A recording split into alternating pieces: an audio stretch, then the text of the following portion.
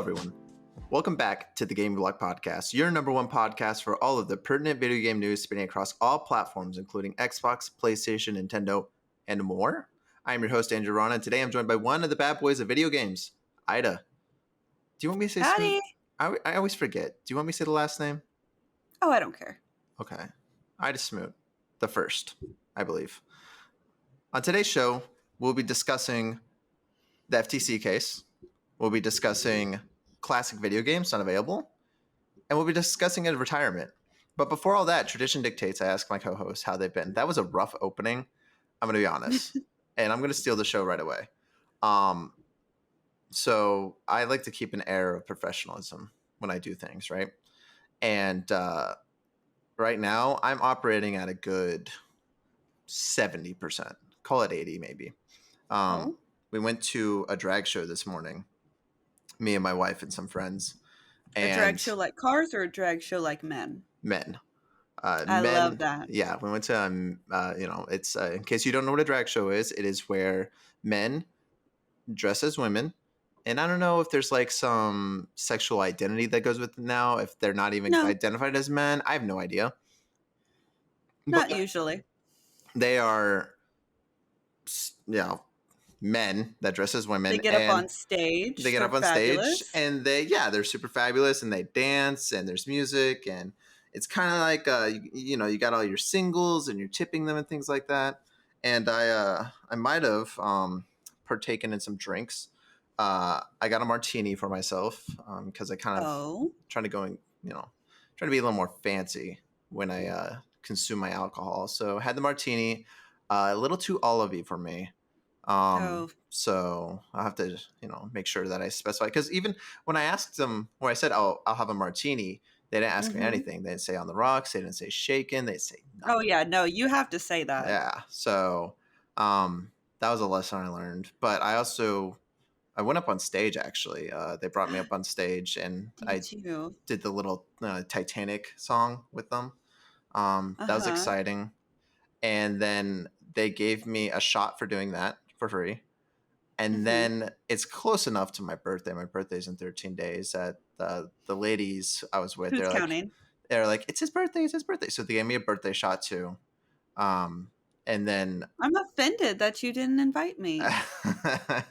Well, to be fair, I didn't put on any of this. This was all something that some of my other Susan and our mutual friends, they have like a group chat and stuff, and I guess they've been planning this for a while. I just kind of roll along with everything. But they got bottomless mimosas, and I definitely was drinking some of those too. So that's dangerous. At the end of the day, I definitely had I'd say a mimosa and a half, 2 shots, and a martini. So that's not bad. You didn't go crazy. It's not bad, except I'm a lightweight. That's not a lot. That's not a lot to have gotten up on stage. It takes just one martini for me to just not forget. One martini, Andrew. I guess when I was being brought up onto stage, the people beside us talking to Susan, they're like, he doesn't look like he's having a good time.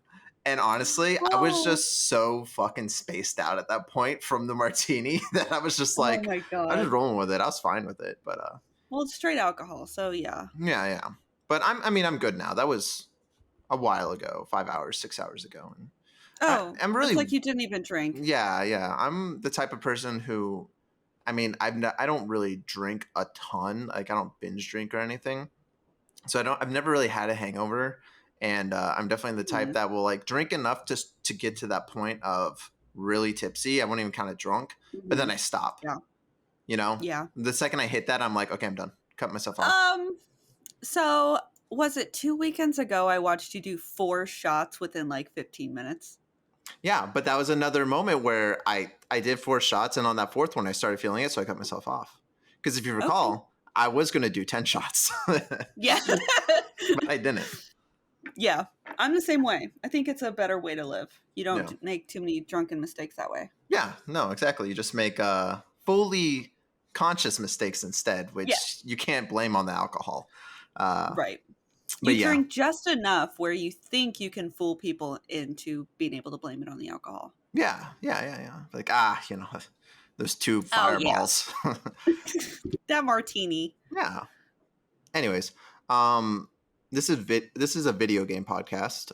We talk about video games here sometimes. I want to talk to you about the game that you beat, but first, just a quick update from me, because honestly, in this last week, I haven't played games at all. Imagine. I beat one gym in Pokemon Sword because I'm kind of obligated to, and then maybe 2 hours into Final Fantasy 16. And I think that's about it. I'm kind of in the mental state now. We move in, was it 12 days? 12 days? Yeah, we're leaving in 12 days, and I'm just in the mental state of I can't fucking do anything. Yeah. So that's where I'm at. I'm still kind of like I said, I have a few hours in Final Fantasy 16 because I want to play it. It's just like mentally I'm not there, but I'm like kind of scraping at it a little bit and things like that. But that's all I've been really playing. Now you, on the other hand, you beat a game that we recently did. Oh, you beat 2 games. Oh yeah, that's correct. I forgot you played little the ones. Yeah. Why don't you start with the second game first, since that one was smaller? So it was, oh my God, what was it? Florence, right? Yeah. Okay. Yeah. Well, I've started like 3 or 4 since I beat the first game. Yeah. Florence was sweet. It was about a 45-minute game. I think it was 44 for me total. It was very sweet. It was sad, but it was like, if you know anything about it, it's like a coming of age, finding yourself and not needing no man, you know? Yeah. I thought it was really sweet. It had the gameplay of like, you just move your joystick around, but it told a really sweet story. So I like it. Yeah. Florence is one of those games where, it came out in 2018, and it actually, do you know what it debuted on iPhone? And really? Yeah, and it was one of those, like, I don't want to say first, because mobile gaming has always been a little different. It's been very catered towards mobile gaming, which obviously that makes sense. That's the platform. So, like Angry Birds and things like that. That's a game that it did get eventually ported to consoles, but it found its most success by far on mobile because it was designed for mobile. When Florence came out, and there's some other games around this time too. I think like Sayonara Wild Hearts came out a couple years later and things like that. Monument Valley and things too. There's kind of like this surgence of, we want quote unquote real games on mobile. Yeah. And what I think they mean by that is that like Florence is a story driven game. It's telling this little story about this girl, and I think it was like divided into chapters on mobile too, because they're still trying to do that, because like you said, it took less than an hour to beat. But they were trying to do that, like, pick up and play mobile thing, or like, you're waiting on the bus for a second, play a couple chapters of Florence, just like, it's like reading a book kind of. I think that was the gist of it. But no, this game had pretty good acclaim, and like I said, it was like touted as one of those like must play iPhone titles. That unfortunately, well, I mean, Apple Arcade is by far the best subscription service, and they're actually doing, if you're into mobile gaming at all or curious about it, I do recommend Apple Arcade, because they do this thing where they're constantly having new releases and new additions to their subscription thing, because it's just Apple games, or not Apple games, but like App Store games. But then you don't, it's like all the paid for ones. I want to say all the paid for ones, but there's nothing to pay for. It's just a subscription. And they do this cool thing too, where they'll take their classic games and they'll make them plus versions. So it's like, think about older iPhone games that had ads or microtransactions. Those are all gone. So you can just play the game like normal. That's really cool. But getting back to Florence, was like, this was kind of one of the initiatives of like, we're going to make real, quote unquote, real games for iPhone. But then, people on mobile don't really look for that. Like, even like you said, you played this on Switch, right? Yeah. So, and it seems like it would be better mobile. I mean, but it was sweet. It was a sweet little game. Yeah, totally. So, recommendation on that, sounds like. Yes, for sure. The other one, your 9.1, you recently beat Persona 4 Golden. I did. I finally beat it. I put 83 hours, 51 minutes into it. That sounds right. Into the first playthrough, because I will be diving into New Game Plus. Okay, you are? You've already made that decision? Yeah. Oh Perfect. yeah, I'll take a few palate cleansing breaks and then I'll hop back into it. I might play Persona 5 between those two. So you won't get back to 4 for a couple months then. That yeah. Well, I started Persona 4 on the 24th. Of So it June? was about yeah. That's So it was fair. about 3 weeks. Yeah, so Persona 5 would probably take you a little over a month then. Because it Oh, is really? it is minimum 100 hours. Like, Really? yeah, no, yeah. Like with 4, you can like pace it. I would say your first playthrough is going to be between like that 70 and 80 hour range. Persona Mhm. 5 though, it's going to be 100 hours. It's touted as one of the longest games ever made. I'm pretty sure if Oh, I wow. look up, like, that's not Like an MMO obviously. Longest like the video longest Persona games. game or No, just longest games. oh. So if you the list of the longest video game, this is thegamer.com. They have Persona 3 at number Oh. 8.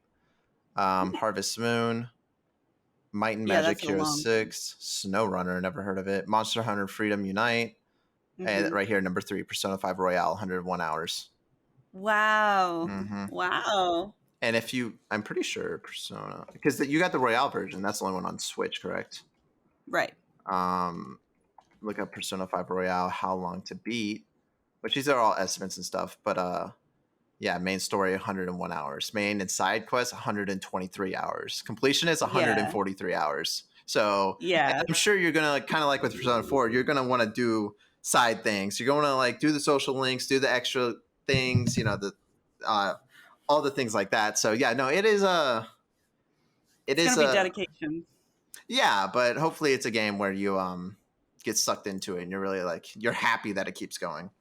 Yeah. Because I Yeah. know like that's kind of what makes the New Game Plus so enticing for like Persona 4 Golden is that not only can you unlock like more social links and things, but also it's just like getting back to that world, like you Mhm. want to be with those people again. You want to see Chie again. Um, Okay. who was your favorite companion? Let's say. Like on my team? Yeah, we'll stick with on your team, or like who was your romance option? Did you do a romance? I did. I did Yukiko. The Okay, wet paper bag. I was going to say, did you regret As you that the more you no, got into? Okay, no, gotcha. absolutely not. Okay. I was very hesitant at first because I was like, oh, she is kind of a wet paper bag.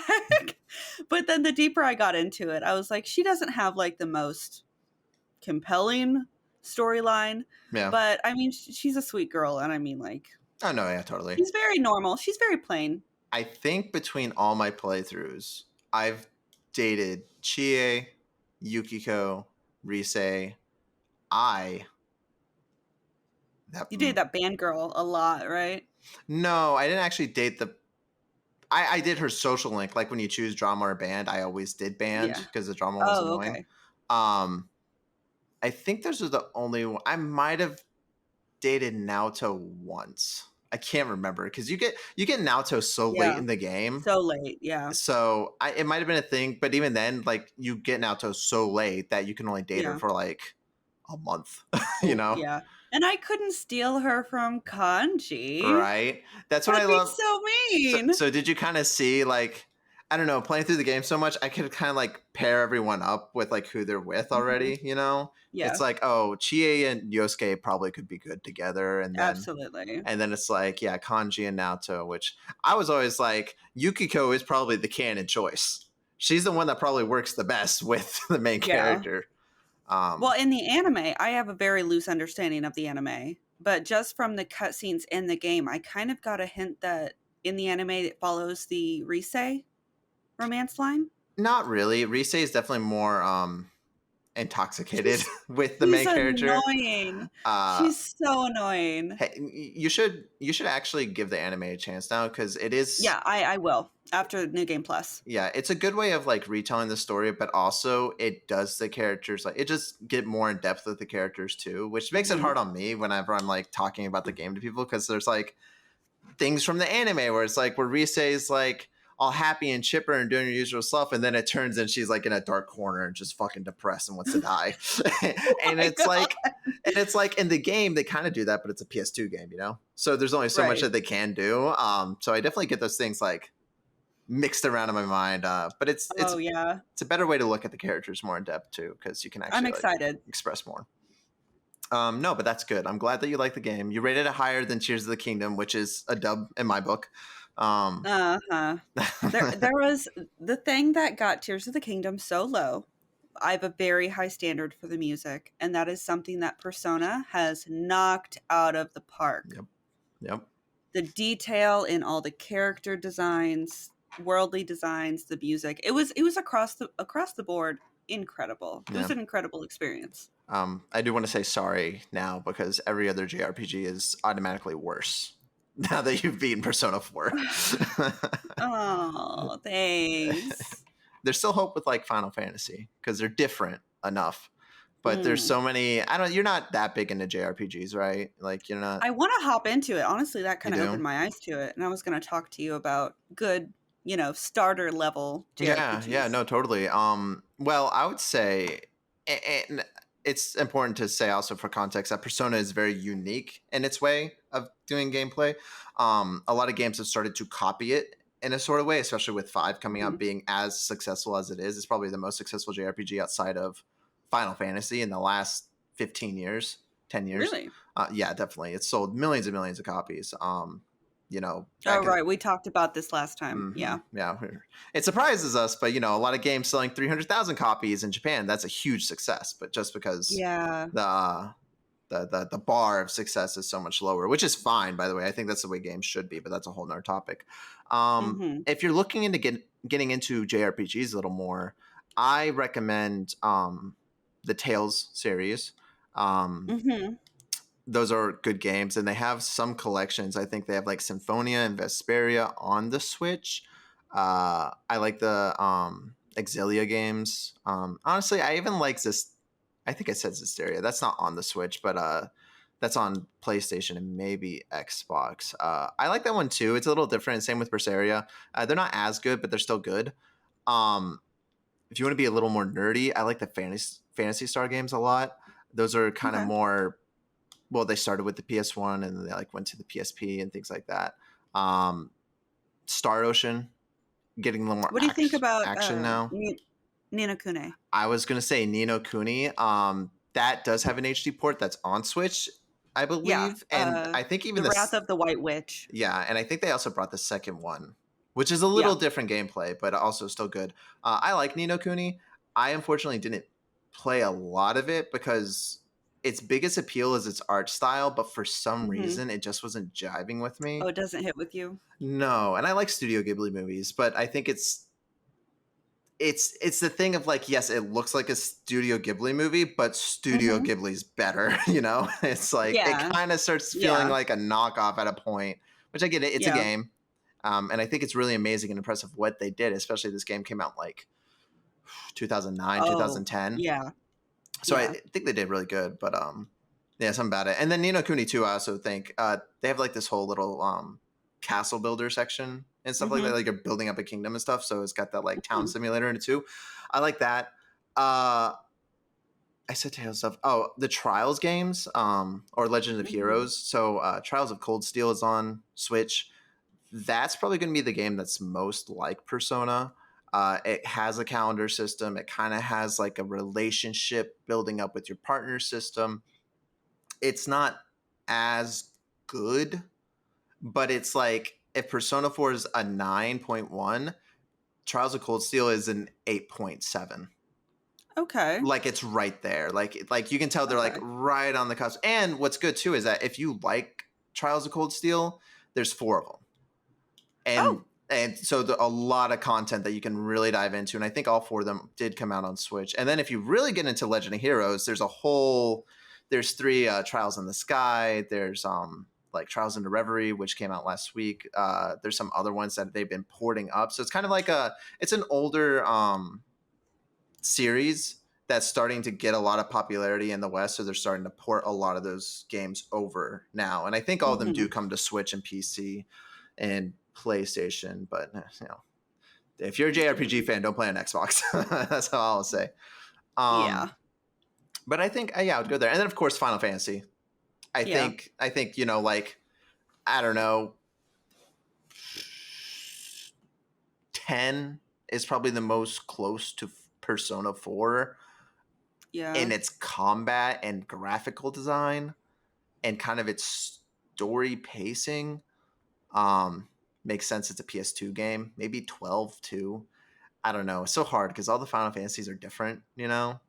Mm-hmm. So it's hard to say like which one is the best one. And then, you know, from there you can get like into really obscure shit like, I don't know, Legend of Dragoon, which just got ported to PS5, or I mean there's so many PlayStation 1 and Super Nintendo JRPGs that are fantastic. People will shout, I would be hard pressed not to say this, like Chrono Trigger. It's a fantastic game. I mean, it's really good. I think it's a little overrated. I think it's one of those games where when it came out, it was like, oh my gosh. But as time's gone on, it's like a lot of other games like, you know, Persona 4, but it is kind of a different game. That's a pixelated game. But yeah, you know, and if you forgot anything I said, just like go listen to this podcast again. Rewind. Exactly. Make notes, write notes. Yeah. Someone comment below the notes. Yeah, but I recommend those. So, anything else you've been playing or doing? I started Story of Seasons, A Wonderful Life. And you hate it? So I'm about 4 hours in now. It's not bad. The more I play it, the less I hate it. I think my nitpicks on it are very, I'm probably blowing them out of proportion a little bit. So I think the longer I play it, the more I'll find what I like more in it. And it might get an above 7 rating. But the 76 Metascore rating from last week is very surprising now that I've played it. I feel like it's quite high. Yeah. I think with games like that, they tend to skew on the higher end of, can you farm in it? Is it cute? All right, it's already like going to be a 7, you know? Right. And then it's all the other little things of like, oh, it's like not that great. It'll be a 7 out of 10, maybe a 6 out of 10. Or if it does something really good like Stardew Valley, then we'll start getting into the 8s and 9s. So. Oh, Stardew Valley is like premier. I'll have to write a review on it one day. It's phenomenal. Yeah, it's fantastic. So, well, that's good. Excited to hear your thoughts on those later. But with that in mind, it is once again time for everyone's favorite segment, the gaming riddle. Roger? Oh, wait. Jake? Shit. All right. Thank you for the theme song, me. The riddle this week goes as follows. You're not going to get this. I'm sorry, but you're not going to get it. I know. I'm going to read the riddle. I'll give you 3 guesses just because I just have zero confidence. You're a gracious God and you don't believe in me. Yeah. So the riddle goes as follows. Start in the prairies, losing your home. Travel across oceans, fight against the throne. Command your units, strike them in the heart. Defeat your enemies before they get to start. See, I saw this before the show. And I was like, man, Roger's going to get it. I shouldn't think too hard about it. Yeah, I felt like one of them could probably start prying their way towards it. But here we are. Just me, not a thought to process. I have no idea. I jokingly said before the show, it's Raid Shadow Legends, but I don't think so. You know what we could do? We could save it. We should. I doubt either of them will listen to this. Or even if they do, I don't care. Let them think about it. Yeah, we can save it. So audience, if you want to hear the results of the gaming riddle, come back next week. Tune in next week. And you'll hear the results of that. And I also want to point out, I will make a new riddle for next week too. I don't want to starve the people of the riddles. I need to pay someone. You need to have a backup riddle. Well, that too, but I need to pay someone because Lord, no, we're too deep in now. I'm not going to do it. But to go back and every single riddle I've done to write them down, and I could sell this as a book. I've made enough of them. Gaming puzzle riddle book? Yeah. Gaming puzzle riddle book. I'll be a thousandaire, make thousands off of it. Yeah, for sure. All right. Well, we're going to, oh my God, earthquake. We're going to skip over that. And we're going to jump right into Meta on My Mind. Now, this is a segment of the show where we look at recent Metacritic scores. I reorganized this to where it shouldn't be as redundant. instead of going platform by platform, I'm going game by game, and then I'm going to say all their platform scores for the game. So Atelier Marie Remake, The Alchemist of Salzburg, has a 75 on PC, a 78 on Switch, and a 74 on PS5. The Atelier series is long running, started on the PlayStation 3, I think, and they have like, it's got to be close to 20 games now. It's ridiculous. Oh, wow. Yeah. Another JRPG, though, if you want to look into it, you might like it. Amazing. Oxenfree 2, the long-awaited sequel to Oxenfree. Oxenfree 2 Lost Signals, sorry, I didn't say its full title, has an 85 on Switch and a 79 on PS5. Interesting that it has 6 points lower. I'm a little surprised by this. Oxenfree was an indie darling when it came out. Gosh, it must have been almost like getting closer to 10 years ago. Yeah, at least over 5 years ago. And even then, I think they announced Oxenfree 2. I think it was during like the console announcements of the Series X and the PS5. So it's been cooking for a while. But it's got a respectable score so far on Metacritic, so maybe check that out. Manic Mechanics. This is that game that you were excited about that we saw at the Nintendo Direct. It has a 71 on Switch. If I had to guess, a 71 sounds like it's kind of bare bones. Yeah. But doesn't mean that couldn't be fun. And it can always get better. Yeah. And then Testament. Overcooked 2 was really good. Overcooked it makes me want to scream. Testament, The Order of High Human. Never heard of it, but it has a 40 on PC. And the reason I put this on here is to show you that Gollum does have competition for worst game of the year. Make it feel a little better. I think Gollum is still worse. It has like a 50-something. Only because Gollum was a bigger game, at least touted as a bigger game. But it should have been better. Yeah. Testament, though, we'll see if Testament destroys the development team like Gollum did. If it does, then Gollum has competition. We'll see, though. So those are your new Metacritic scores in games that are out or about to come out. Go ahead and check them out if you're interested. Maybe not that last one, but definitely the Atelier games. Look into that, and then Oxenfree 2, Lost Signals. And yeah, we're going to move on to our top 100 ranking. Now we're in 2017. We're getting down there. We're 4 episodes off the launch of the PS4 and the Xbox One, which is scary. But 2017. Now, I don't even have to look it up. Legend of Zelda Breath of the Wild is probably going to be on there. On the Wii U. The good thing is we're not specifying platform. Now, straight out the gate, question. Mario Odyssey.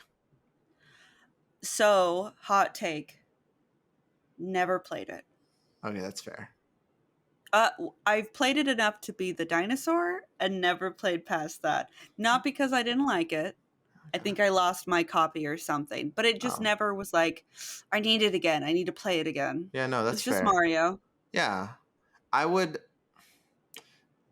say, okay. The way that we're doing, definitely should go on the list. I was about to say, the way that we're doing this, it at least gets into the preliminary rounds. Yeah. Mario Odyssey. My only problem is it's not even the best 3D Mario game. Sunshine's obviously the best one. Even for the faults that it has, it's the best one. Odyssey's good. It's really good. But this is what we're going to run into. Do we have a top 100 list and half of them are Mario games? No, we don't. Right. But, yeah, we'll see. Other notable 2017 games. Now, it's kind of by the numbers, but I think its production level and I think its gameplay put it above other open world games. I'd argue Horizon Zero Dawn should be on this. It's a gorgeous game. I think the way that the world is designed is really good. I think that fighting dinosaur robots is a fantastic idea. The whole story of like this, I mean, it sounds like, have you ever played it?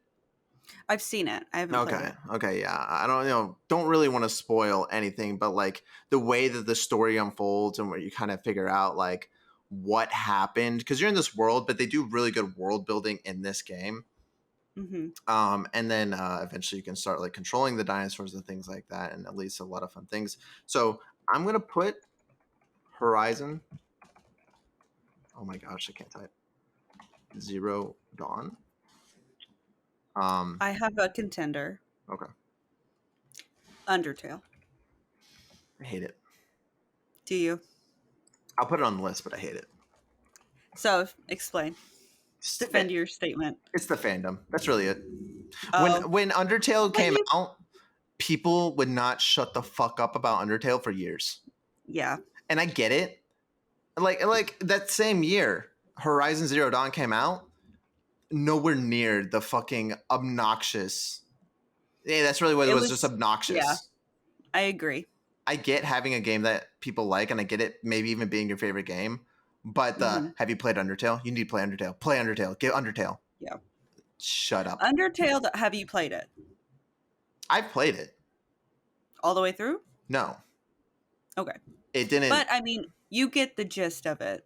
Yeah, no, totally. And I understand why it is so good. I can see what's there, like the whole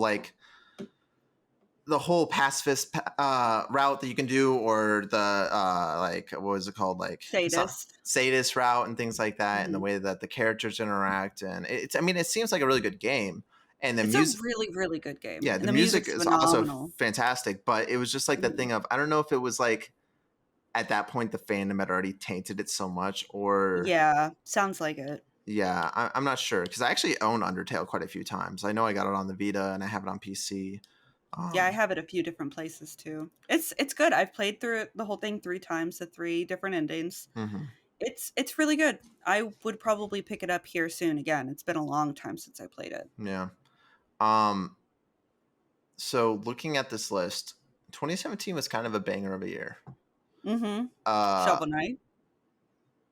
Shovel Knight. That came out in 2017? Well, that has to be on the list. I'd argue that's the best Super Nintendo game. Well, I would say NES game, but technically it can't run on an NES. Oh, well, I spelled Knight wrong. I was like, why is it telling me it's a K? Shovel Knight. 3 games that, and this might be the only 3 games left in this. 4, my bad. Yeah, 4. I can see 4 games from this year that probably need to be on the list too. Nier Automata, which I don't think it's even a discussion. That should be on the list. Cuphead. Yes. Divinity Original Sin 2. And never heard of it. Hollow Knight. You're forgetting a big one. Am I? Stardew Valley. I did. Okay. Dude. It's crazy that it's only been out that long, but it's also been a long time since 2017. Yeah. That's 2017 was kind of the year for smaller titles. Yeah, for sure.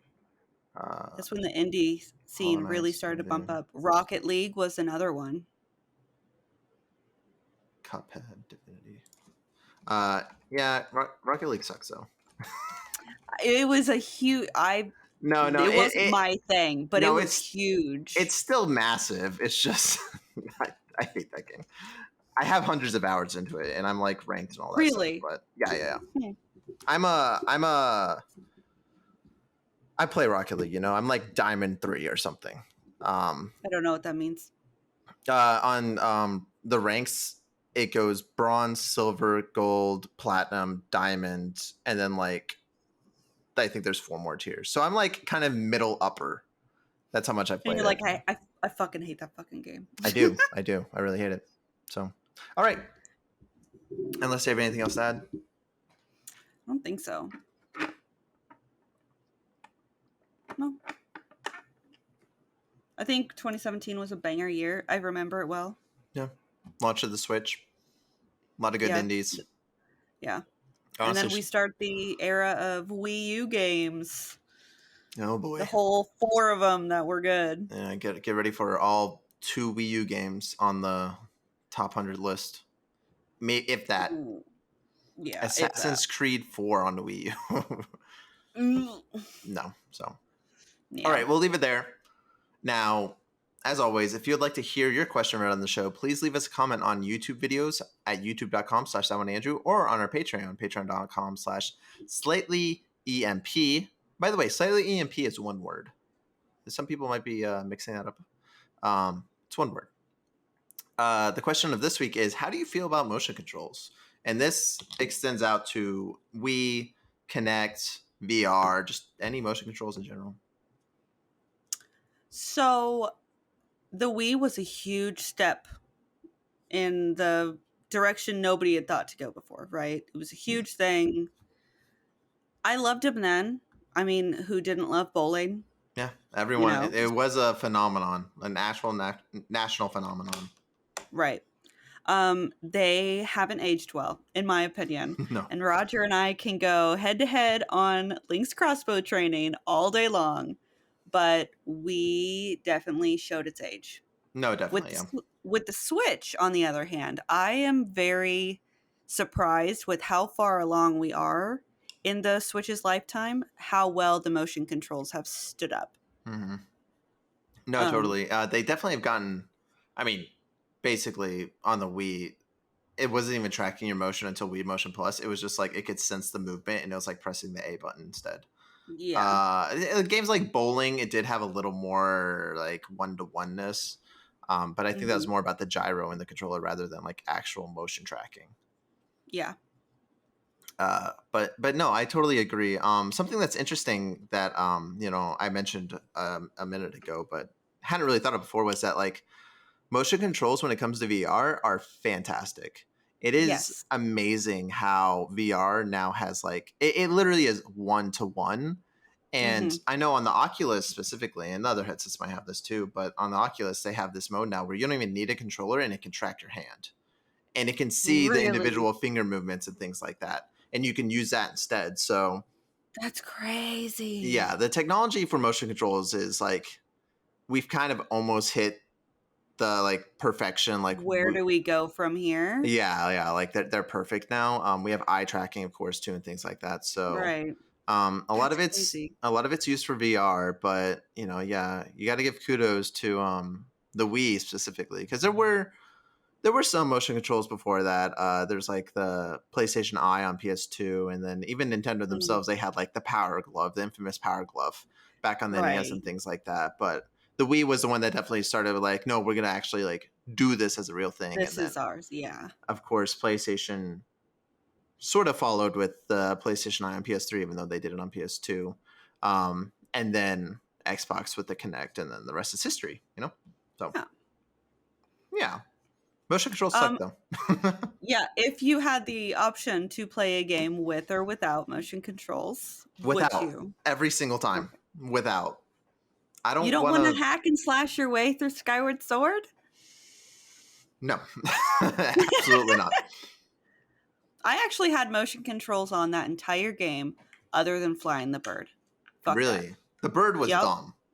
Yeah, the bird was literally impossible. But I had played it, I'd started it on the Wii right before it came out. So I was like, it'll be too difficult to like relearn. And I was using Joy-Cons anyway, because the new ones had just come out. So I was like, I might as well just. Yeah. No, totally. I get that. So, okay, cool. It's time for the news. That's why we do this podcast. We're a news show. We talk about the news. I got 3 big topics this week, and then some other like what do you want to call it, like side things that we don't really have to talk about, but I'm going to mention them anyways. Number 1, 87% of classic games are not available on modern platforms. What? So a 51-page study about the availability of games released prior to 2010 has been released by the Video Game History Foundation, and the results are about what you would expect.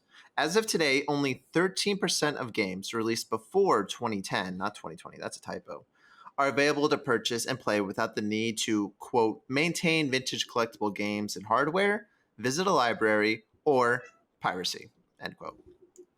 The main argument of this study is the need for better accessibility to older games aside from developers re-releasing them, which a majority of them do not and never will. The study argues that books, movies, audio, and other forms of media are widely and easily accessible through libraries and archives, but video games are not. The study is a part of a wider effort to fight lobbyists who oppose the free accessibility of these games. With current copyright laws, many of the older games I'm sorry, what? No. With current copyright laws, many of them older than the current platform leaders. I see. This is a bad sentence. I wrote this too. Yeah, you did. The copyright laws are older than PlayStation and Xbox is what I'm saying. It is illegal and impossible for easy access to older titles. Jesus fucking Christ. All right, you get the gist You of did it. it. Proud of you. So I'm going to leave all that in too. I'm going to let the audience hear my fumbling. It's the true you. Yeah. It's the true me. So this came out, and unsurprisingly, all the headlines and stuff were talking on the games not being available. You know, like we need to preserve history and things like that. That's not actually what this is talking about specifically. And again, this is another case of gaming journalists fucking suck. They don't know how to be actual journalists, and I'm willing to bet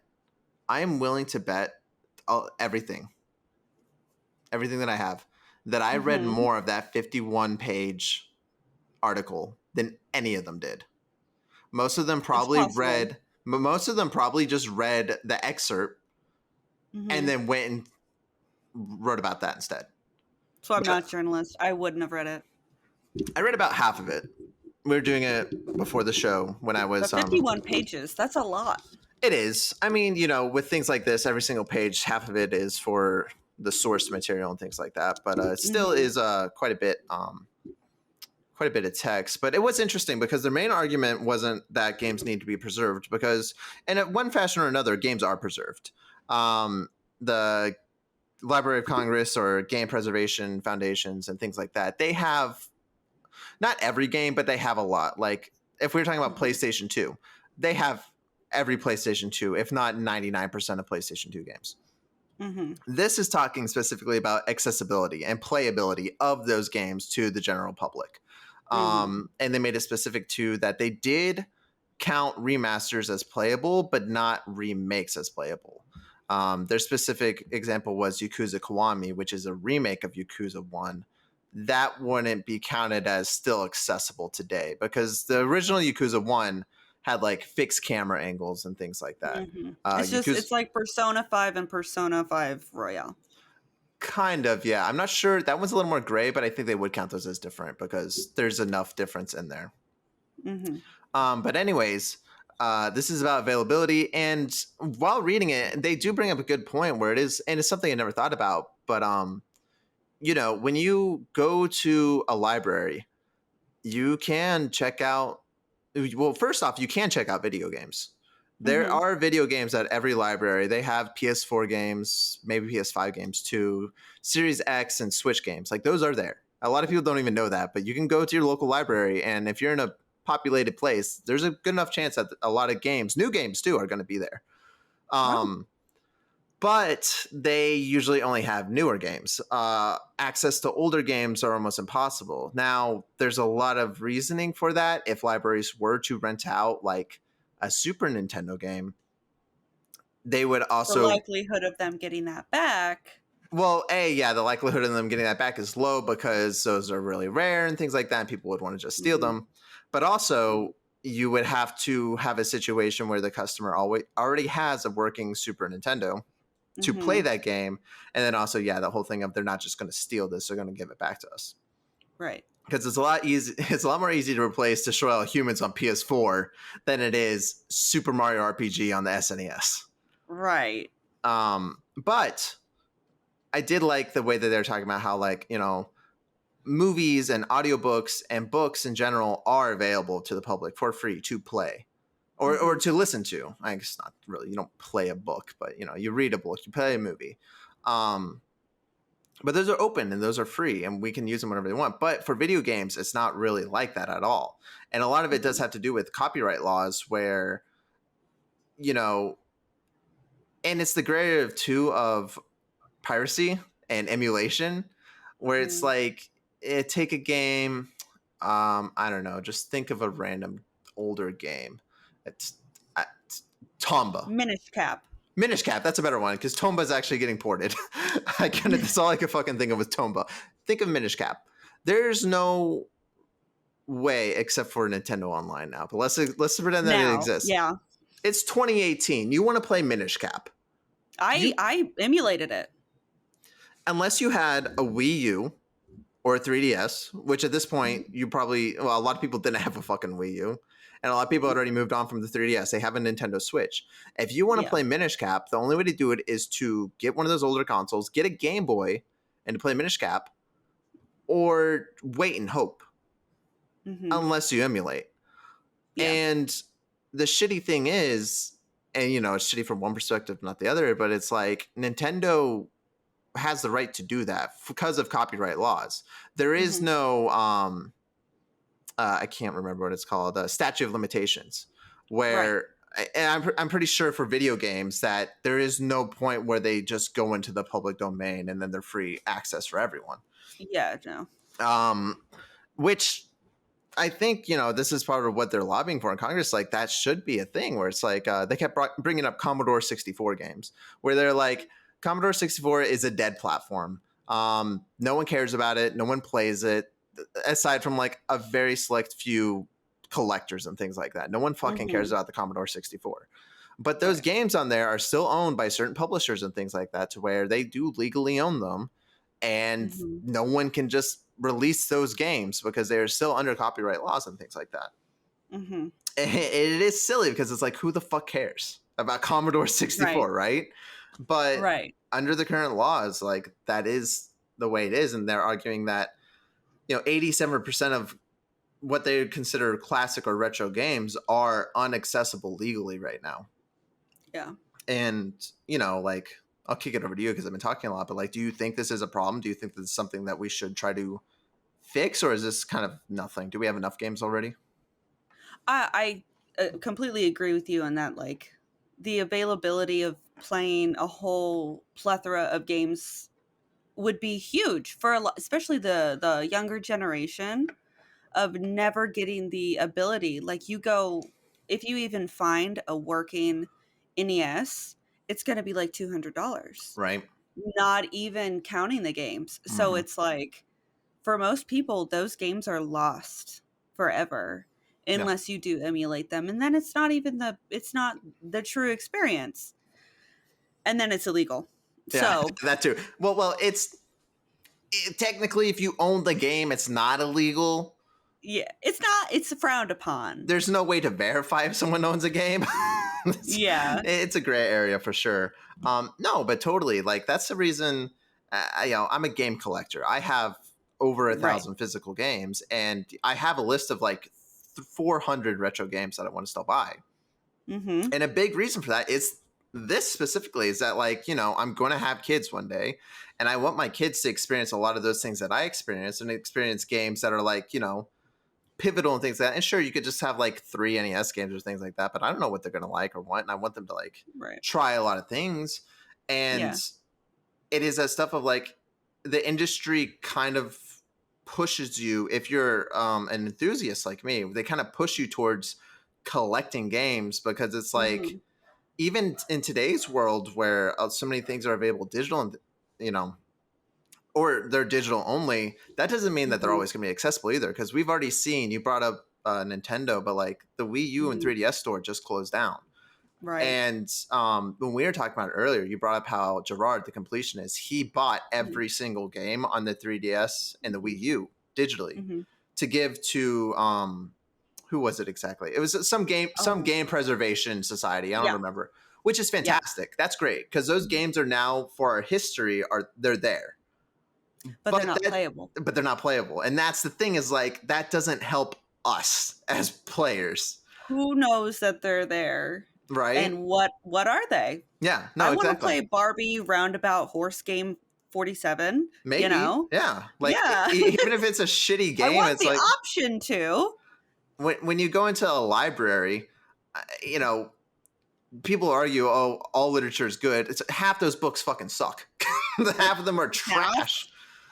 Right. Yeah, exactly. But it's like, you would never see people being like, release a book and then it has like a 1-year run and then it's just gone. Now, I'm sure that does happen.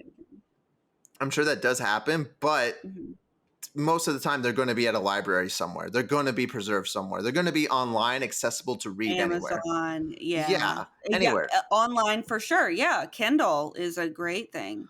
But for video games, it's just like we see games still to this day. I think it was Soul Calibur 4 for the PS3 just a few weeks ago on the PlayStation 3. This old game that no one's thinking about caring about, it got delisted. So like if you didn't buy Soul Calibur 4 or you don't own a physical copy, you're not playing that game. That's crazy. And it's for such a title of Soul Calibur, that's so crazy.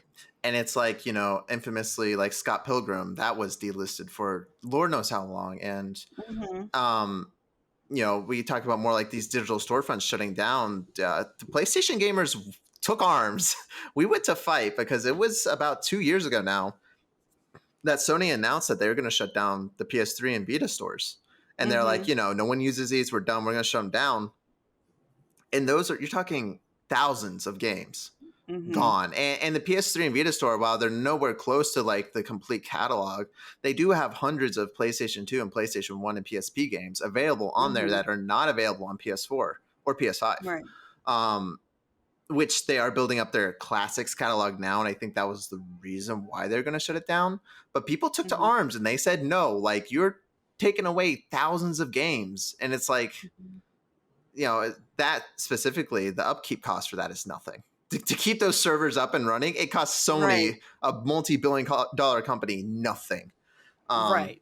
But thankfully, they did reverse their decision. Now, really, when that day comes, because I don't think that they're just going to reverse it forever, but I think there will be a day where they try to shut it down again, and it's just going to be a lot of games lost. So, unfortunately, the best way to have these games is physically. But you have to get them on the second market, and they're hard to find. And if you want them like complete in box and things like that, they cost either what they originally launched for or even more expensive depending on the game. Right. Or they never came out physically. Stardew Valley was digital only for a really long time. Yeah. Especially, like all those like Xbox Arcade and like early PSN games and things like that. The Wii had tons of WiiWare games that are just gone now. Gone forever. So I do think that they're onto something where it's like, especially you can make a case for like the Wii with those WiiWare games, why those aren't available in like a library to just be playable, because you can't physically get them anymore. And those games, hundreds of them are never going to be ported ever. Half those developers are gone. They just don't exist anymore, and the IP is just in the air. So it is. I think this is a problem, and in our digital future, this is going to be a growing problem too. Of like, because the silver lining is, if you really wanted to, you could go out and you could get a full PlayStation 1 library. It would cost you a lot of money and a lot of time, but you could do that. You can't do that on the Wii. It's actually impossible to do it on the Wii. Isaac and I, my husband, he's the PlayStation person. I'm the Nintendo person in the house, and we collect.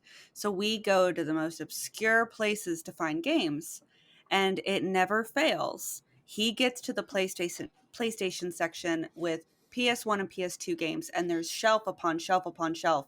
And I get a section about this big of Wii and GameCube games, if that. Oh, the GameCube's bad.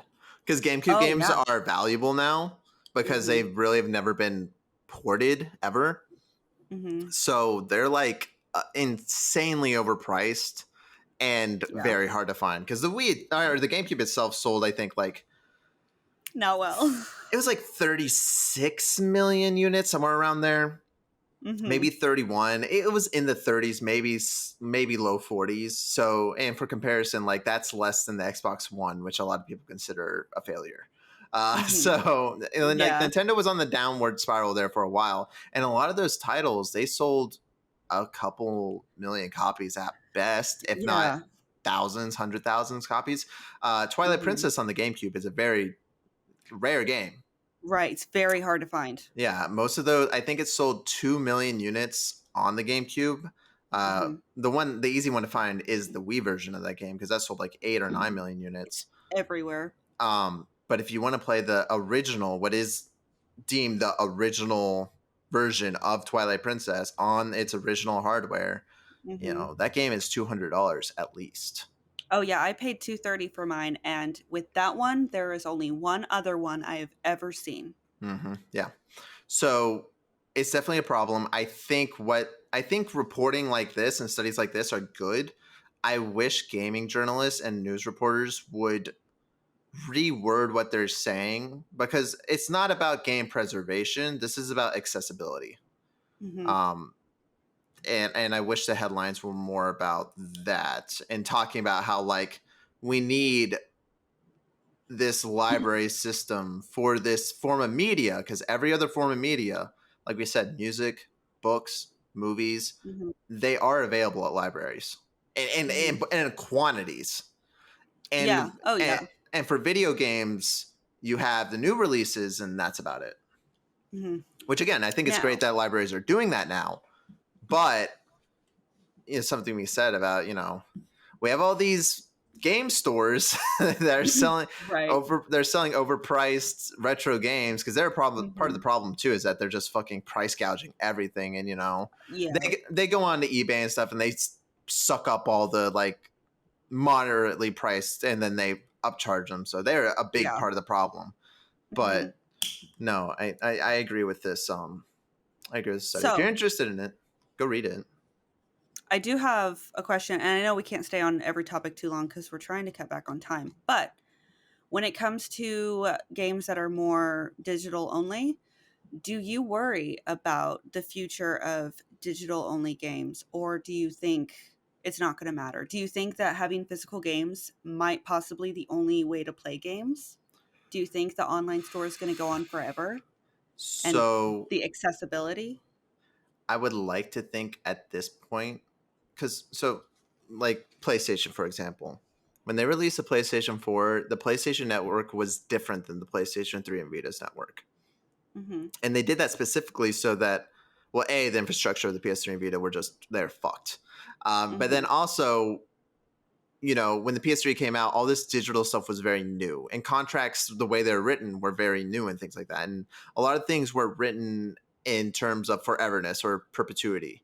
That's why you still see to this day a lot of licensing expiring and then games being delisted on the PS3. But on the PlayStation 4, that never happens. And I think that's because now they're like, okay, you put games on our PSN on PS4, they're there. And the only way they're taken off is if you specifically request for them to be taken off, or we find them, like, I don't know, maybe it's something that passed their certification but wasn't actually supposed to, and then they're like, this can't be on here, we're taking it off.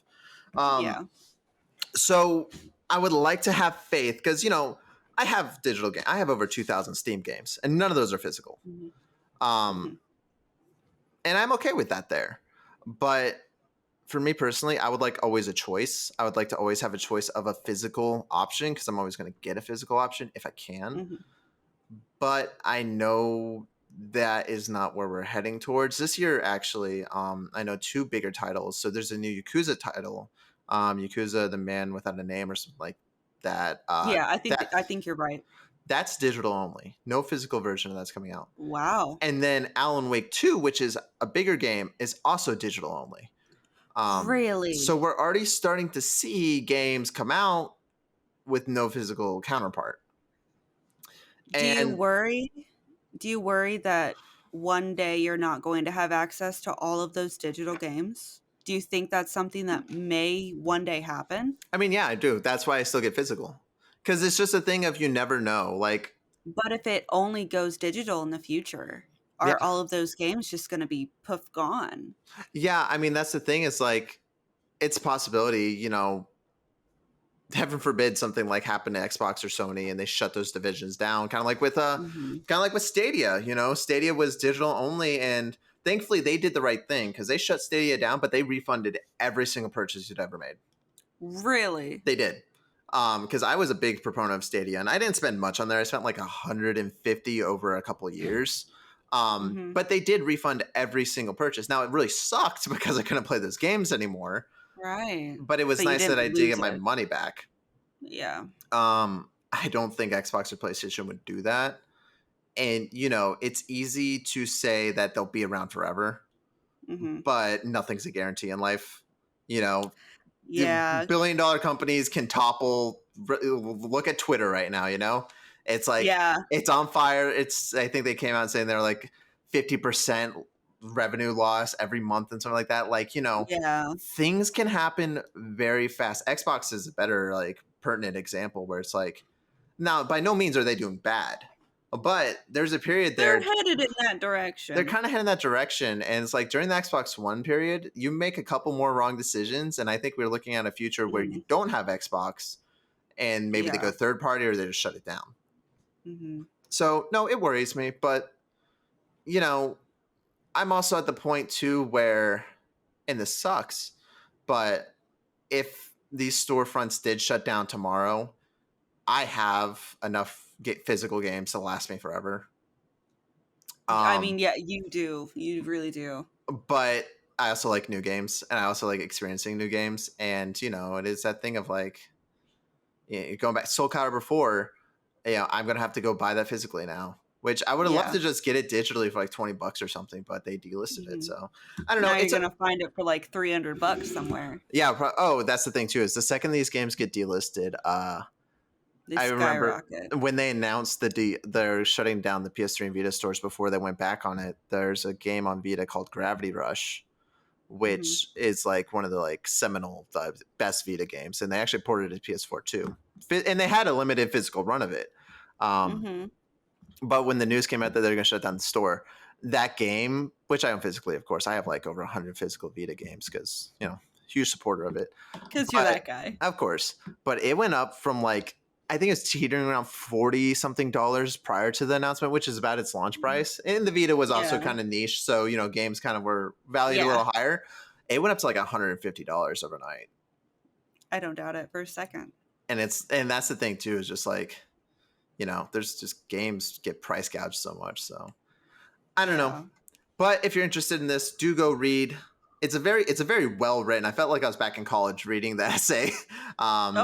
Really good research, really good writing. I'm interested in this Video Game History Foundation. I might look more into them because I had never heard of it, but it's right up my alley. History and video games. I'm like, perfect. So, yeah. Unless you have anything else to say, we'll move on. We can skedaddle on. I don't know why. If you have if you've been watching the camera or watching on YouTube, youtube.com/slightlyemp or youtube.com/that one Andrew. I have this clip. It's like a chip clip for a bag of chips. It is a chip clip. Does it have a magnet on it?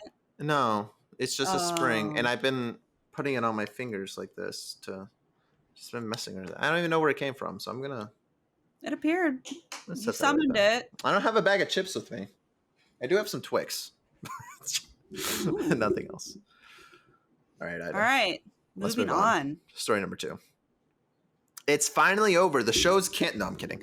No, but it is finally over. Congratulations, Xbox. You managed to get a story covered on this podcast that spanned longer than our Cyberpunk 2077 coverage.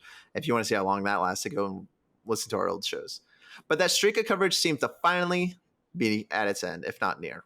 Shortly after our last podcast, it was announced that the FTC had lost its court case against Xbox in its attempt to file an injunction.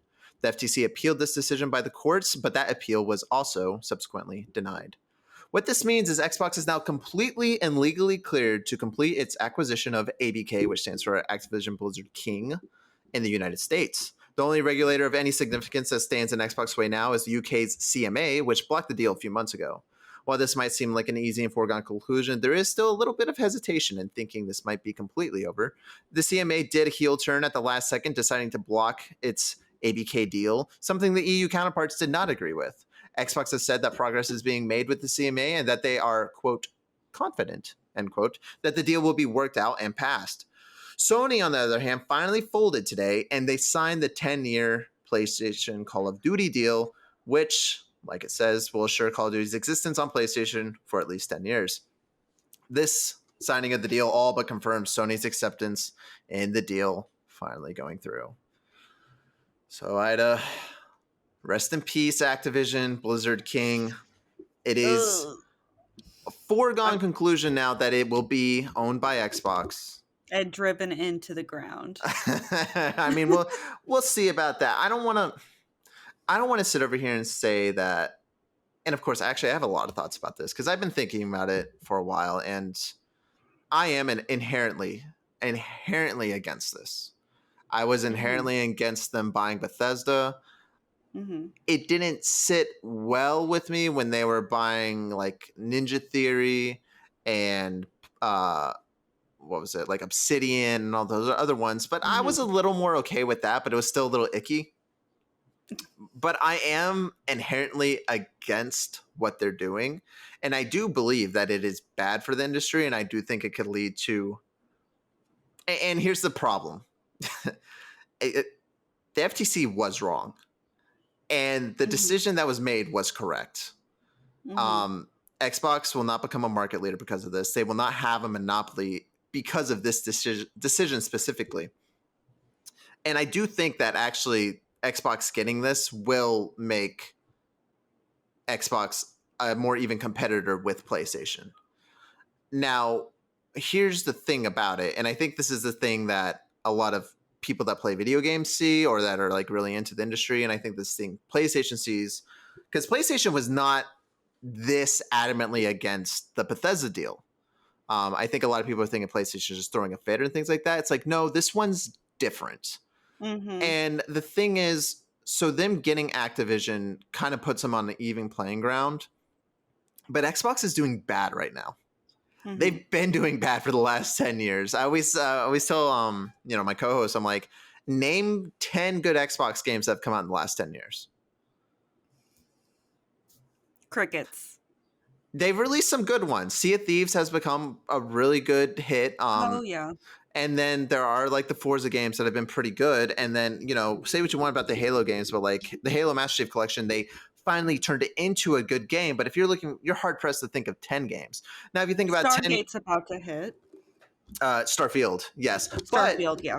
And here's the thing too, because when you think about that, that's a Bethesda game. And if Microsoft didn't buy Bethesda, where would they be right now? Right. Where would they be? And it's that thing of like, Microsoft for the short term needs to buy these studios so they have releases. Now, Microsoft has a big release every year in Call of Duty. Now they have a big release with Starfield and Doom and all these other games. Things they weren't having before because we don't know why, but their studios cannot produce games. I didn't write it in the news, but the narrative director for Fable left Playground Studios. Oh, wow. Now, it's possible that like they left because the narrative's done. The game has been in development for years. But that's still something where it's like not the best of signs that you have more heads leaving mid-development, because usually those people will stick around until the end and things like that. It's kind of a little scary how similar it is to like Halo Infinite, where all we started hearing about up to its release is like the lead director's leaving, the narrative director's leaving, there's a new person, now they left, and then that game came out and we saw what it was. It wasn't terrible, but it was not great. And now it's like, is this going to happen to Fable and stuff too? But I do think with them finally getting Activision now, it is that thing of PlayStation's good right now, and Nintendo's good right now too, because people count Nintendo out, but I think like they are both. Everyone's competing against each other. and Nintendo's definitely in its own little side group, but yeah. Yeah. They are for now, but that's because Xbox and PlayStation don't really want to compete with them. But if they wanted to, there's nothing stopping Xbox from releasing a handheld and a game like Mario tomorrow. They just decide not to ever, At this point, yeah. But what this deal does do is like, so they signed the 10-year deal, which I think is great. But in 10 years, and who knows also, maybe that was just mainline Call of Duty games and things like that.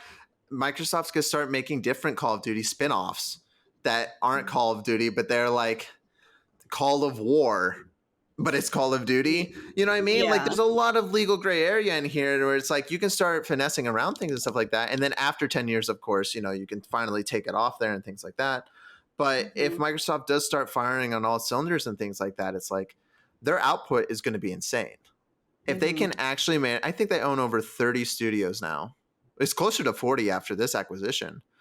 And you just got to think of like the sheer velocity of releases. If they all start doing it, if they're all on their A game. I think we've been on the one sense, blessed, but on the other sense, you know, it sucks because I want to point out I do have an Xbox. I have all the Xboxes. I've had a Series X since it came out. I don't use it ever, but I do have one, and I do want good games to be on it.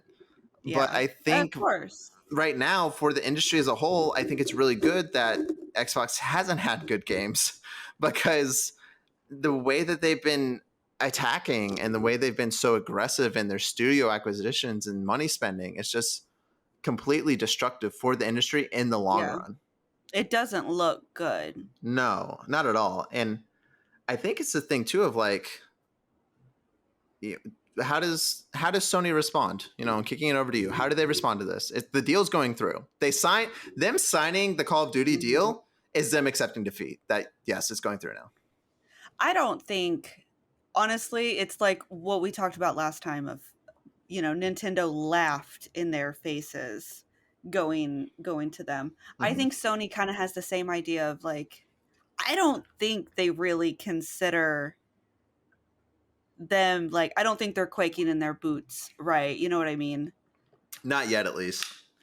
Yeah. And I think Jim Ryan, who's the head of PlayStation, even came out and said, we'll be fine.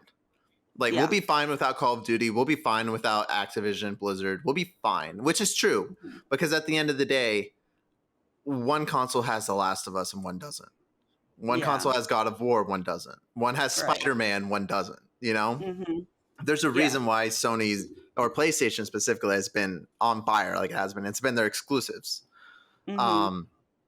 But I do think in the long term, it is something like, and not even for just like their game output, but when they got Bethesda, and it's something that unfortunately got overlooked a lot, and it was a lot of nearsightedness, which I guess with court you have to kind of, it's hard because you got to look at the facts, which are going to be the short-term facts, but then the long-term facts are just so hazy. You don't really know what's going to happen.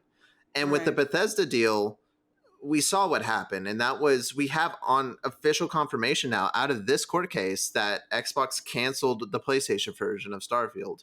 And they canceled the PlayStation version of other Bethesda games. Like those were in development. Those were happening. And then they said, no, they took those games away from PlayStation. And they're going to do that again with Activision too. You bet your ass they're going to do it. It doesn't matter what they say in court. It doesn't matter what they say to the player, because they even admitted in the court, they were lying. They lied.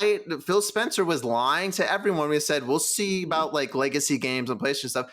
Through his teeth, he was lying because he said he had to lie because people wouldn't like it.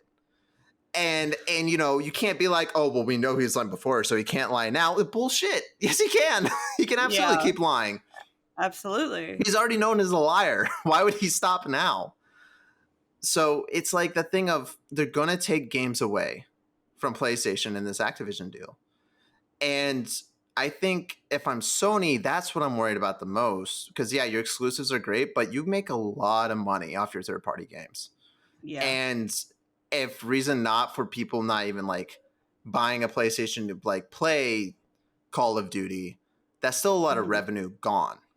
Yeah. So if Sony does start, or if Xbox starts, like, targeting other big third-party, which at this point, Ubisoft, EA... Square Enix is one that's starting a lot. Sega, which we know Xbox was trying to buy. Mm-hmm.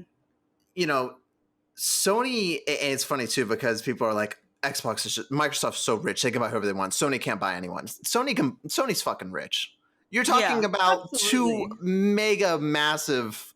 Now, can Sony go out with cash and buy studios? Maybe not directly.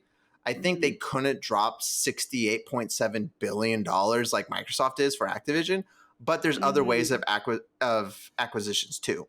You can do it through payments throughout years and things like that, or majority shares, not necessarily a huge lump sum of cash.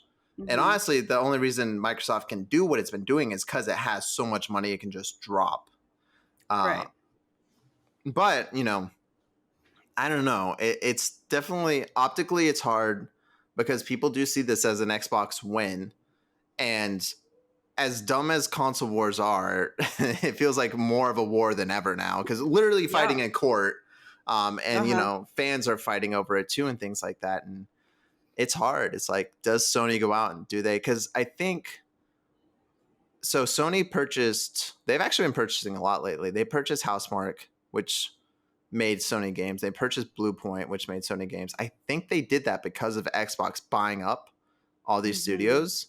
And even though they only make PlayStation games, I think they were just scared of Microsoft taking them away. They don't want to risk it. Yeah. Yeah. So now you're sitting there. They bought Bethesda. It was like only 3 years ago. Yeah. And then they bought Activision less than 3 years later. That's a very quick turnaround. Yeah. And I'm sure they're not done. I am sure they are not finished. So now it's Sony. It's less about who do you want to get, and it's more like who do you not want to lose, you know? Right. So it's like, I don't know. I mean, do you think that there's anyone that they necessarily need to? The one that constantly comes up, and the only one I agree with is Square Enix. That's the only one. Why do you think? But I mean, I don't know. It's just like, I have no idea. I don't know what they do. Maybe you do nothing. Maybe you let your competitor just keep spending money and see if the sales reflect it. Yeah. I mean, it already looks like they're still fucking up. They can't make they're spending a shit ton of money for not having the games to back up getting that back. Right? It's like Xbox is doing the whole game industry perfectly except for making games. Making the money. Yeah. Yeah. Like that's the only thing they're fucking up on. They could be the most important thing. A powerhouse. They could be a huge powerhouse. Yeah. Every household could have Xbox consoles if they did it. But they're just, when it comes to the games, they're just hardcore fucking it up because they're not doing it. Yeah, no, it's ridiculous. I don't know. I guess we'll just like wait and see on if Sony reacts. I think again they will. They've been reacting in their own way. They did buy Haven, which is a new studio that's making a game for them, and then they also bought Firesprite, which I believe is a new studio. And then they also bought some smaller ones like Nixxes. They bought them last year or a couple of years ago, and they're a port studio. So Sony has been, I feel like Microsoft's spending more money, but Sony's spending smarter money. Yeah. And not so much either. That's a given. Yeah. They're like targeting smaller studios that are going to do very specific things. Like, I don't know if you've noticed, but a lot of PlayStation games come to PC now. They've been porting a shitload of them. That's because of that Nixxes acquisition. They're like, we're gonna buy this smaller studio that they did like the Tomb Raider ports to PC and things like that, and they've been very heavily involved in porting a lot of those games. So we'll see. I definitely think they'll buy someone, but who that is, it's just it's a wait and see now. Yeah. All right, my throat's starting to hurt. Drinking soda is not what you should do. No, it's not hydrating. But goddamn, does it taste good? It's flat. It's flatter than hell. I got it yesterday. Oh my god! It's just sugar water. Ew. It's all right. And then if you're watching this on video, which you should be, I've been getting my water bottle. It is an obscenely long water bottle. Thanks. Stay hydrated. I'm just washing down all the gross sugar. Ugh. Yeah. So. It's a sign you should throw it away. All right. Major Nelson. Fuck you, FTC. What? No, I kid. So, yeah. Our third story, Major Nelson leaves Xbox. And what might come as a surprise to many, Larry, quote, Major Nelson, end quote, Herb, has announced his departure from Xbox. In a tweet posted last week, Major Nelson posted, quote, after 20 incredible years, I've decided to take a step back and work on the next chapter of my career. As I take a moment and think about all we have done together, I want to thank the millions of gamers around the world who have included me as a part of their lives. Also, thanks to Xbox team members for trusting me to have a direct dialogue with our customers. The future is bright for Xbox, and as a gamer, I'm excited to see the evolution. Thank, and I'll see you online, Larry Herb. P.S. The official Xbox podcast will be taking a hiatus this summer and will come back in a new format. End quote. Major Nelson was a prominent head of Xbox who not only interacted with the Xbox community on Twitter, but also ran the Xbox podcast for over 2 decades, originally titled Major Nelson Radio, to the now aptly named The Official Xbox Podcast. Herb was also a prominent contributor in the development of the Xbox 360, Xbox One, the Kinect, Xbox Live, and the, quote, new Xbox experience, End quote. So Major Nelson, have you heard of him before? Probably not. You're not that involved in the Xbox community. No, yeah. He is one of the names. When you One of the greats. I think Shuhei Yoshida, or not. Well, Shuhei Yoshida is a PlayStation name. I don't know if you know him either. Think Shigeru Miyamoto. Oh, wow. Except Major Nelson didn't make games, but he was not. he was that notorious of a figurehead. That well known in the community. Yeah, like know Major Nelson if you play Xbox. So him leaving is surprising. Especially he'd been there since almost the beginning, and as I said, he was like involved in a lot of things. 2 decades of just the radio, yeah. Mm-hmm. Doing the official Xbox podcast and things like that. And he was the person that was like talking directly to the gamers. Yeah. That role I feel like has kind of been shifted towards Phil Spencer himself. He's been very adamant on, talking to the gamers directly. An example is when the Redfall controversy happened. Redfall, if you don't know what that is, was a Bethesda game that came out a few months ago, and it was like the first. Excuse me, it's a soda. Oh my goodness. Redfall was like, the flat soda is getting to me. The first big Xbox exclusive in a while. I think the last one had been like Halo Infinite. So it had been a while. It's just back to Xbox doesn't really have a good cadence on releasing games. And there were a couple other games in there too, like Hi-Fi Rush, but those were smaller. Redfall was like the next big one. And it came out and had like a 60 on Metacritic. Not good. It was kind of a bomb. Mm-hmm. And the next day, Phil Spencer himself went on to like a podcast and things like that. And, it was the Kind of Funny podcast, which they're a smaller news group. And, he directly video called with them and talked to them about it. He's talking about like, can you do better? And he's disappointed and things like that. And I feel like that's something sort of more Major Nelson realm 10 years ago, where he would be the one talking to people. He would be the one to go into the podcast and be like, hey, we fucked up. Right. So it seemed like he'd been taking more of a backseat as of late, which maybe just him moving into a different position, or it's him kind of getting tired of it. But he did continue to do the podcast, and I'm sure he will be missed. Mm-hmm. Ironically, I do think this is very ironic, unless I'm misremembering, which I don't think I am.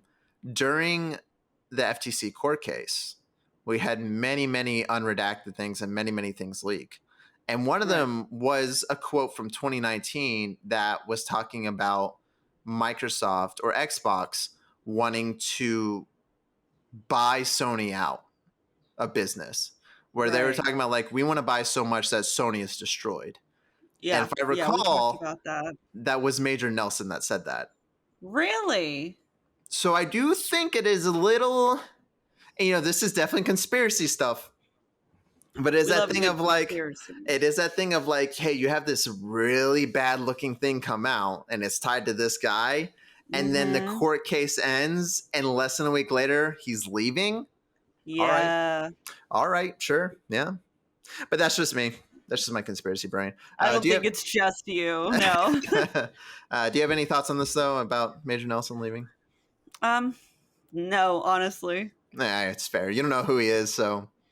Yeah, the little knowledge I have is not enough to have an opinion. Yeah, he's just an Xbox guy, but he'll still be around, I'm sure, somewhere.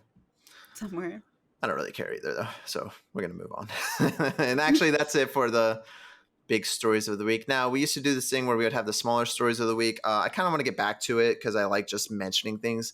Now, I'm just going to read through these. If you'd like to interject at any time, feel free to. Or if you want to wait till the end and then say what you might find interesting or might not, do that too.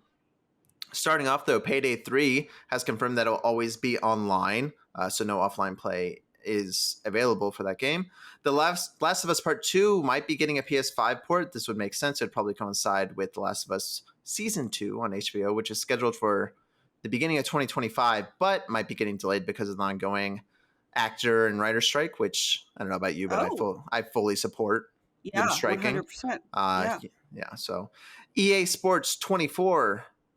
That's not right. EA Football Club 24. There we go. We'll use Frostbite Engine on Switch.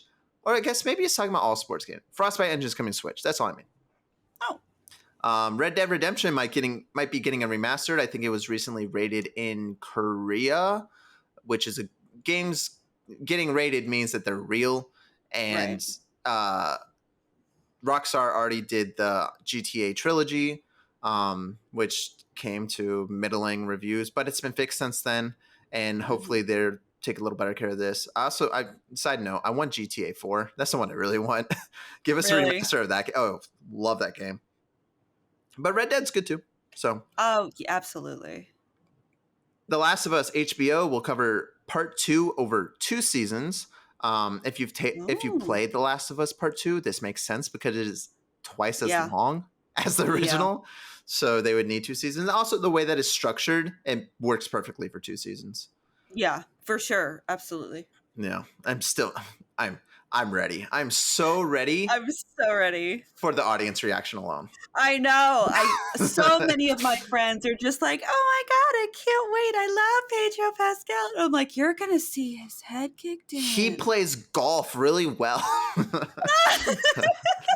No, yeah. Oh, yeah. I think I honestly, with how the entire world and female populace has reacted to Pedro Pascal, rightfully so, I think there's going to be a huge, huge drop after that. Sorry if there's spoilers. Oops. Well, I mean, the game's been out for 3 years now. I think it's fine. Also, everyone knew it before the game even came out, unfortunately. I didn't, but that's because I burned my... That was a big thing when Last of Us 2 came out. It leaked a week before, and like all the cutscenes leaked, and like, so it's huge. I don't even want to get into it because then people are like, okay. It was this whole like anti-woke stuff, and people were like, "Oh, Abby's a trans, and they're making him we hate it was fucking terrible. It was terrible. Yeah, we're not going to get into that though, because everyone who was saying all that stuff, you're wrong. I'm just gonna right now. Period. You're wrong.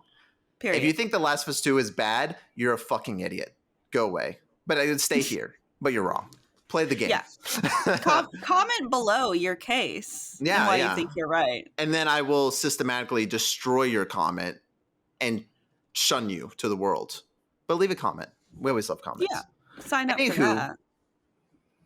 Part 2 will cover 2 seasons. The Gex Trilogy, Tomba 1 and 2, Clock Tower, I think just the first one, not all 3, but maybe all 3, and more are getting released on modern consoles. Limited Run had a little showcase, which I had no idea about, but all these classic games are getting re-released, which is awesome. We were talking about accessibility to older games and that need for it, and I think things like this, I think WayForward was a big part of it. WayForward's doing, and actually these might all be WayForward games. It might have been a WayForward conference. I didn't watch it. I just read the headlines. I know that a lot of these games are getting limited run games, physical releases, which personally, I don't support limited run after what they did to their media manager. They fired them because someone lied about them making like sexist remarks or something, and they took the side of the commenter. Yeah, just things like that. So I don't support them personally. You know, whatever other people do, you do you. But I'm definitely a supporter of WayForward, and I will absolutely get all these digitally. And again, you go back to that physical and digital. These are games where I'm like, I'll get these digitally. They're smaller, they're older. I'm totally fine with that. Yeah. Yeah, but good games. Clock Tower, seminal Super Nintendo horror game. I think people say it's inspiration for what was it, Sweet Home, which eventually was the inspiration for Resident Evil. Yeah, so. Actually, I do think you're right. So yeah, check out Clock Tower. It's pretty good. When it comes out, I think later this year. Final Fantasy 16 may be getting DLC after all. It was reported that when Final Fantasy 16, prior to release, it was going to be 100% content complete, which as someone who's played 15 hours of it, I agree so far. Roger's a lot farther into it than me. He's actually either beaten it or just about to beat it. So I'd like to get his impressions if he can ever get back onto the podcast. I'm sure he will soon. But because of its popularity and success and critical acclaim, they are now considering DLC, which I think is great. I think, you know, the fact that they didn't even want to do DLC and that it is a complete story. If you want to do DLC after that because there's so much fervor and love for the game, go ahead. Absolutely. I think that my biggest problem with DLC is when either game companies intentionally cut out content to sell it. Mm-hmm. A good example I can think of is like Assassin's Creed 2, where there's just 2 chapters missing. Like in the base game, they're missing, and you have to go and buy them separately. Completely stupid. They just cut out parts of the story. Wow. That doesn't happen as much anymore, but it definitely does still happen. Or DLC to enhance the game to make it better. Sticking with Final Fantasy 15 infamously when it launched, missing a lot of story. Had a really rough development. After all the DLC and patches and stuff, what they called the Royal Edition, then it's really good game. I love Final Fantasy 15, but there's no doubt in my mind that its DLC made that a better experience. Mm-hmm. So 16, I don't think would be doing that necessarily, but you could do a lot of cool stories and a lot of cool side things with DLC. So hopefully they do that. I'll buy it day one, of course. Of course. Rattatan, that's a fun name, is a new game announced by the Patapon creator. I threw that in there because I love Patapon. Old PSP game. They made 3 of them. Patapon 1 and 2 were eventually ported in HD versions to the PlayStation 4. Not Patapon 3, though.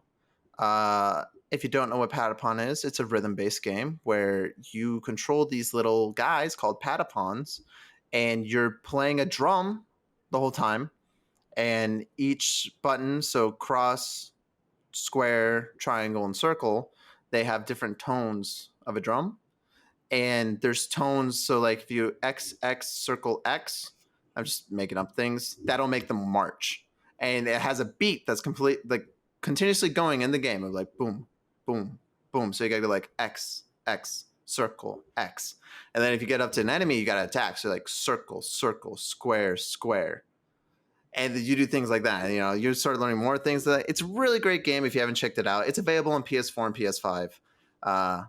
But keep an eye out for Rattatan, which is just Patapon, but a little different. And finally, Assassin's Creed Mirage is getting a haptic feedback suit.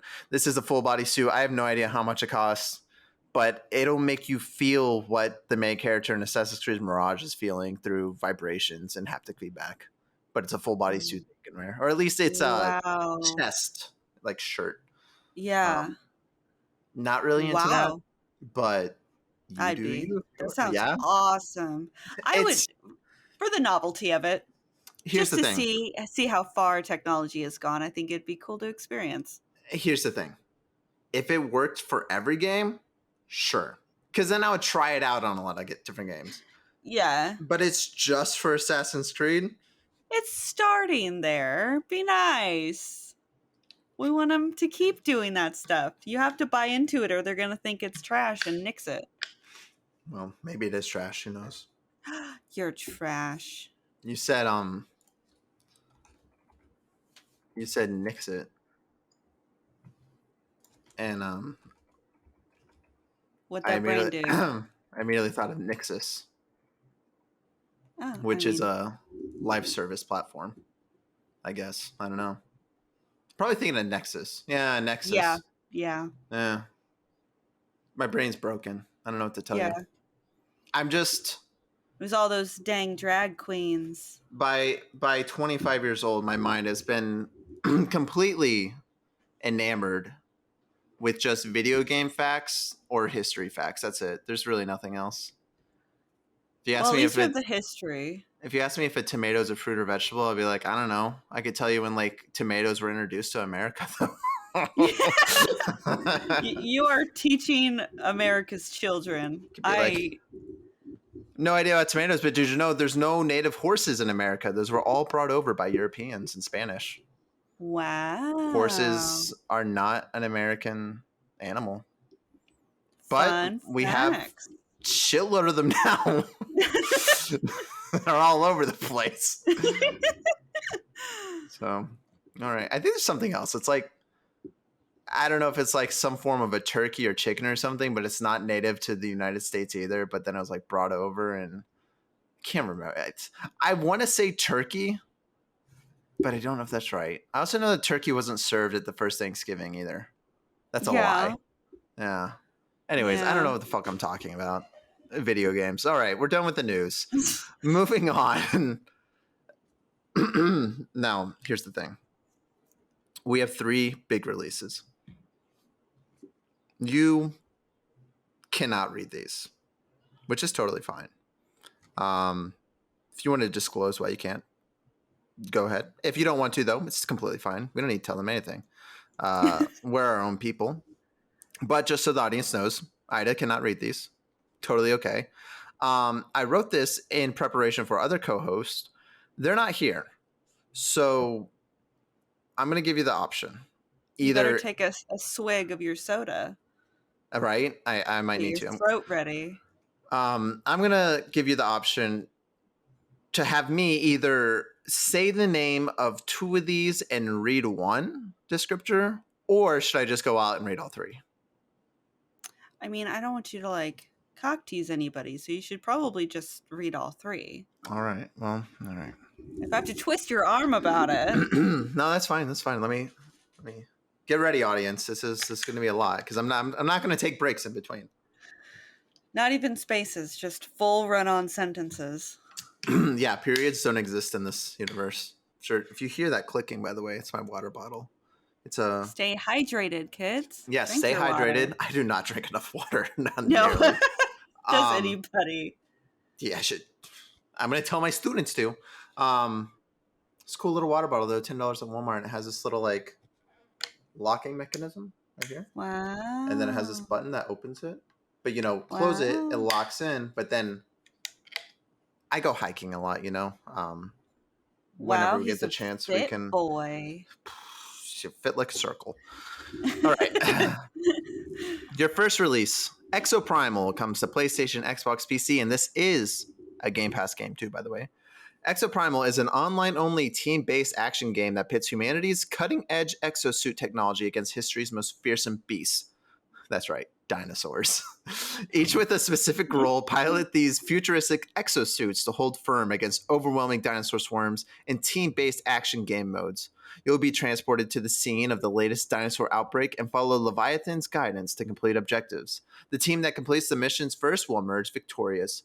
Whether you're engaging the other teams directly or fighting alongside them against a common enemy, the aim is to accomplish objectives as quickly as possible. Missions vary depending on your skill and other factors, meaning no 2 matches will unfold the same.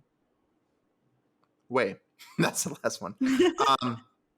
This is a Capcom game. It's a new IP, actually.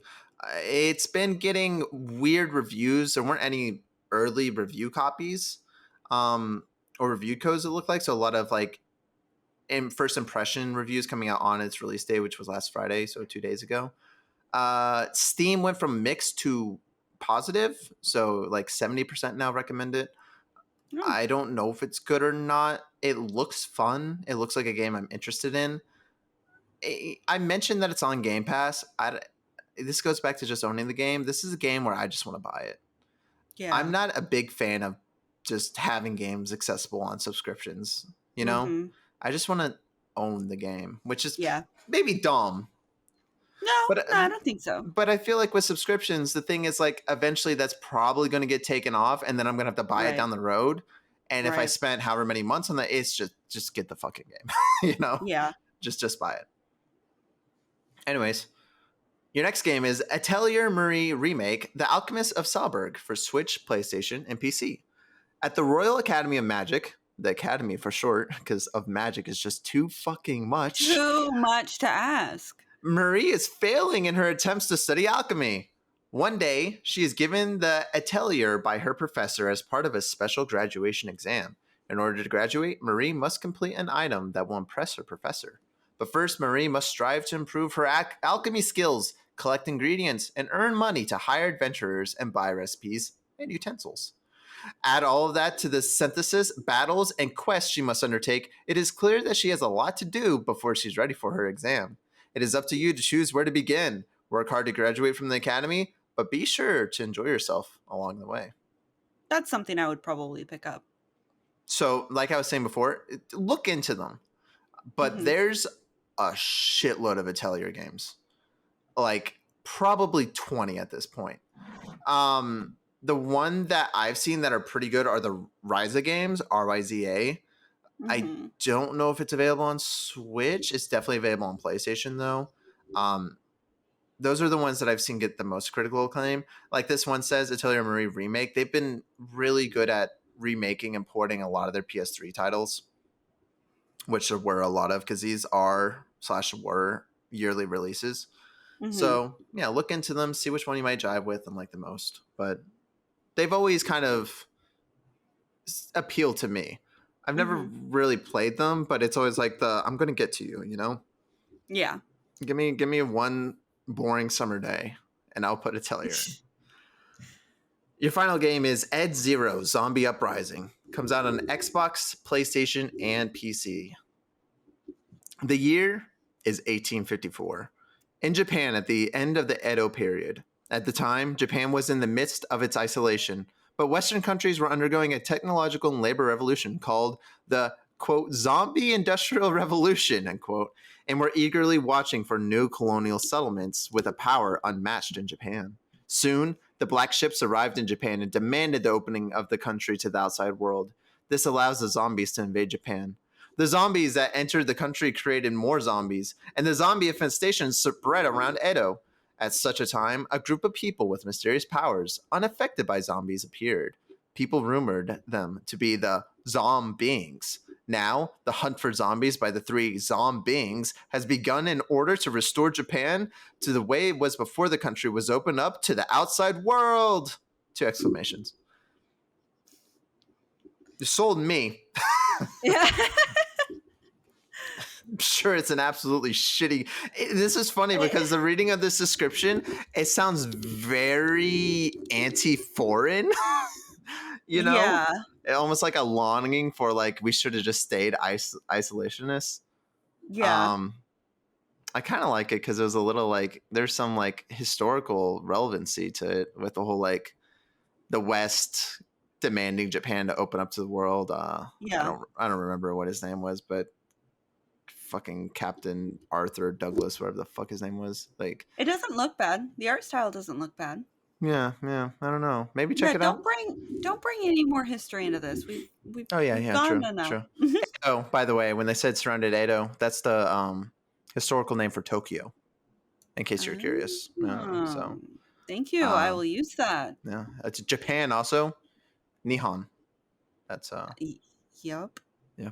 No. That's more linguistical than historical, but now we're just getting to the weeds of it. Oh, we do this thing called Pick of the Week where we choose which game would appeal to us the most out of the however many we have releasing. Ida, what is your pick of the week? I mean, I would definitely do Alchemist of Solberg. I mean, Right, that's more up my alley. Yeah, that's more up my alley. Yeah. I would honestly, all three of these sound interesting, but probably Exoprimal. That's the one I'm most interested in. Action, dinosaurs, Capcom. You got me. Yeah. It sounds sold. Good. The only thing I hate is that it's online only. Stop doing that. Well, because in 6 months, no one's going to be playing it, and then I can't play it. Right. So, all right. As we end each show, do you have any other questions or discussion? Or are we good? No, I think I'm going to be boring. All right, that's fine. I implore boring. We had a nice tight show, hour 40 minutes. Jake and Roger are dead. They passed away. Terrible. They were on that flight with Leonard Skinner. Oof. Too soon. yeah, 50 years too soon. Too soon. All right. Well, thank you so much, audience, for listening. If you enjoyed this podcast, why not go and rate us 5 stars on any podcast service that you're listening to? Notice that we are around 400 downloads / views since the beginning of June, which I think is impressive. Yeah. Especially for how inconsistent we had been in the past. And I think with this new consistent upload and, producing, that number will just keep rising. But I think a big thing, too, is those reviews. I've been seeing some people review them, and they're starting to pop up now. Please keep reviewing us, whether it's on iTunes, Google Podcasts, Spotify, or if you're on YouTube, go ahead and give us a like and comment, because our YouTube videos are actually doing pretty well, too. 20, 30, 40 views, but that's still a lot better than one or they two. Popped up on my my front page. the other day. So definitely keep doing that. Really appreciate it. If you'd like to monetarily support us, patreon.com/slightlyemp. That is all one word. Toss a couple bucks our way over there. So that way I'm not in the red, but I could be in the breaking even eventually. So he can afford more flat soda. Yeah, I have to go to happy hour right now only to get a soda. Maybe one day I can go at normal times and get a soda. Wow.